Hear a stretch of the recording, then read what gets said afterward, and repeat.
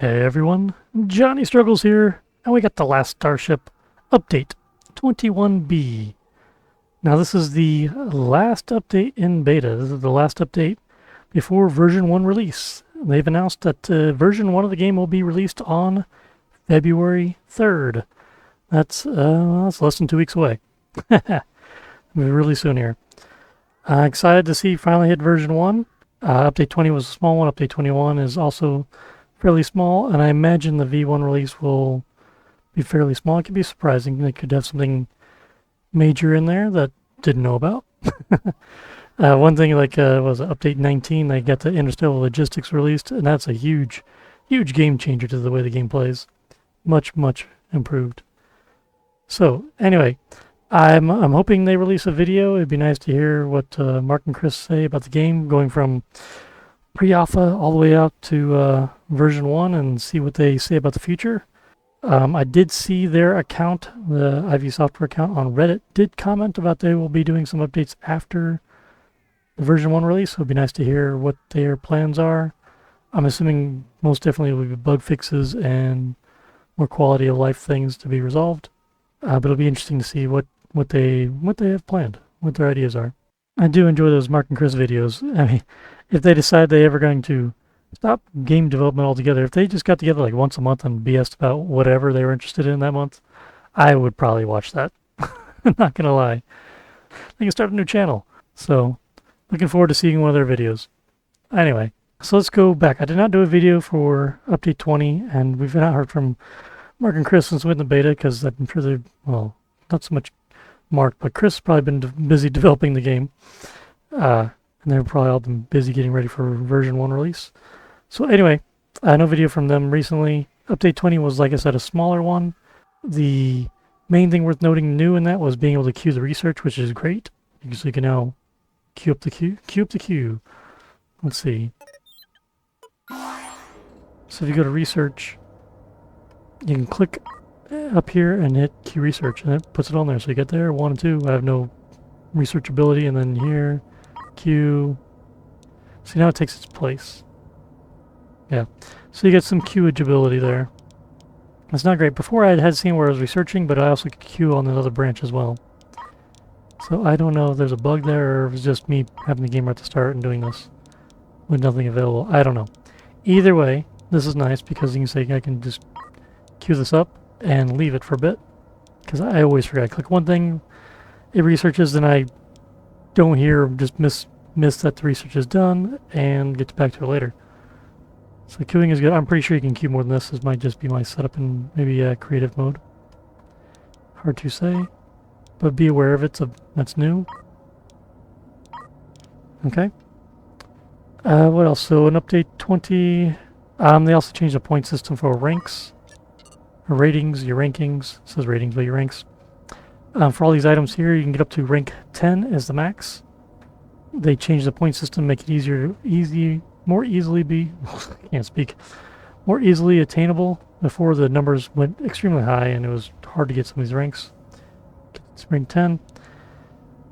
There's no piracy in here. I could kill a neutral guy. Does that show up anywhere? Did they change that?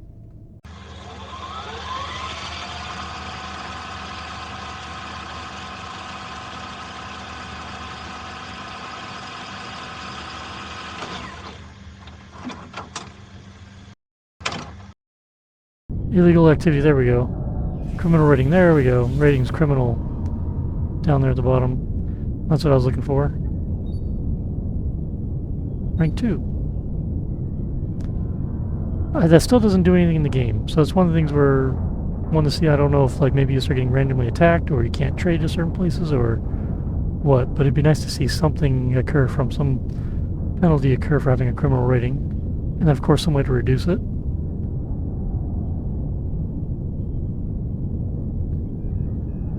Take him out before he jumps. There we go.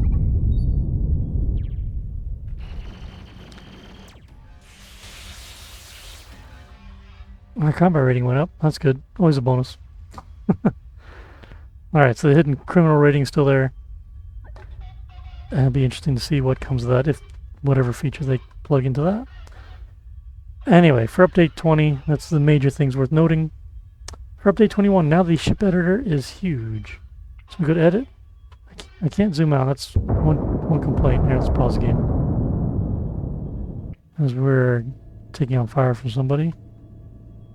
Can't zoom out right here now. Can edit. Can edit, now I can zoom out. Oh, the station there didn't like me attacking that ship. Anyway, so the editor is huge. I can't zoom out. I did put a bug entry for this. Look how far away I can go over inside before it gets to the end. It says, quote unquote, like unlimited, but it's not unlimited. It's like 960 by something, 640, 960. Something like that. It's quite huge. Either way. I would like to be able to zoom out more, though. I feel like I'm stuck this close to it. I can't see the whole thing. I don't know if there was a... It feels like I'm closer than I was before. Like, I think before I was able to zoom out. If I close the editor window, I can zoom out like this, but as soon as I open up the editor, we're zoomed in somewhere not near the ship. Another thing is the ship will auto-center itself now when you build your hull out. So if I build a big block up here, confirm, now the center's over here. So it auto-centers the ship, and you gotta be careful with your symmetry lines because they still stay where they were. They don't auto-center or anything else. So just be aware of that. I don't know if you'd want them to auto-center, but just be aware of that. So the ship will auto-center now based on the actual center of the ship. I don't think it's based on mass. I think it's just the center. Not that mass really matters. So if I go way over here, put something in to confirm. Now the center of the ship is... Well, that was weird. It shot me off this map. Let's do something right there. Confirm. It's not jumping me to any place now. Oh, okay. The ship's right here at the back of the grid. Okay, so we did hit the max. That's why it's not moving around now, because the center's the center. Okay. Just be aware of that if you're adding to your ship and the screen jumps around on you. But it's cool you can make some giant monstrosities. I just want to be able to zoom out. The zooming out thing might just be a me problem more than anything else. I don't know. Don't know if anyone else will have this problem or even complain about it. I feel like I'm so close. And one thing, when I personally am designing anything, I like to be able to zoom out and see the whole thing as I'm doing it. Because typically when I design anything, I'm doing this a lot, making shapes and curving them around and doing whatever. And then I'll hit confirm once I like the general shape, and then I'll go and edit it. And I don't want to like move things around to see what it looks like, and I can't compare very, very easily. Again, might just be a me thing. But either way, open a ticket on it. Just see they take a look at it if it's a me thing or not, or if that's on purpose. Anyway, what else is new with Update 21? We have 37 Steam achievements. Now it appears that a vast majority of them, are attainable by playing the Boldly Go campaign, the story mode. But there are several that could be completed through the other game modes as well. Some combat ones, and a couple other things out there. So just be aware of those, like even painting the ship. I think I got that one early. Just slap paint on the ship, and oh, there you go, you get a Steam achievement. Up there with the 0.1% of people who've done it so far. So that is new, and there's also some new options for motion sickness. So I don't really get motion sickness. I've never had it from this game, but apparently people do. And if you go to the settings and go to appearance, there is now motion sickness mode you can check. And there's also this switch instantly between ships button that you can check, which kind of a fan of this. I don't know. But motion sickness, you can see in the background, changes a little bit. So they do a little bit of coloration things, but they also remove the background rotation, what it says when you're doing stuff in the game. Because the game does twist and turn a lot. I've done some of these combat competitions where ships spin a lot, and that can be a little crazy looking. The switch instantly between ships. Import some more friendlies here. Let's just do this. If we jump between ships, it just instantly jumps to them instead of spinning around to orient to the right side. If we go back and undo that setting, now if we click between the two, it turns around like that. So, to anything. So, differences. You can customize things. Very nice. And also, if you're not aware of it, in settings and appearance, there is a dark mode. So when you go to the map, it's dark, which I prefer this, but when you play the survival mode, oh, they have an option up here. That's new. Nice. Make them more visible for people. That's new. I don't know when that showed up. I just noticed it. They always hide in features like that and don't say anything about it. But people ask, about this. It is there. It's hiding in the settings. But when you're playing survival mode and the anomalies going across the galaxy, you can't really see it because it's black, and the background's black. So they need to make maybe the edge line maybe a little brighter so you can see it easier. Because normally when I play survival, I have to play in this mode just to see the anomaly. Otherwise, it's pretty difficult. There's a couple small changes that are also in effect.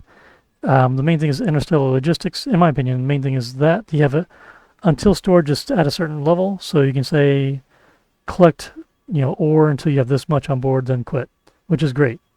So instead of having a time limit or anything, or collecting a certain amount, you can say collect until I have this much, which was definitely needed, and that'll make things a lot better. I'm just loving the interstellar logistics and on tactical here, the whole fleet formation, fleet combat AI.